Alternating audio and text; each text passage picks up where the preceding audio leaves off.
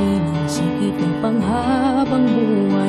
Sa tuwing nakikita ko ang mga matang nagpapaalam, hindi ko to ginusto, mas pinili ko lang lumayo para maranasan mo ang kaligayahan. Mas kailangan ka niya, wala akong laban.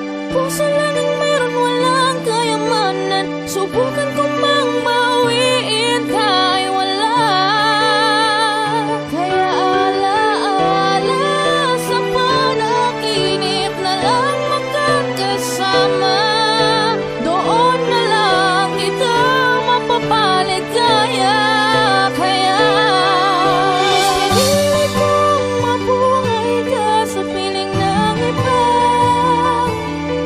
kahit ang kapalit nito ay aking pagdurusa. Ang sakit-sakit na may kapalit, ngunit alam ko naman at di mo siya mahal. Mas pinili kong mamatay ako para lang mabuhay ka.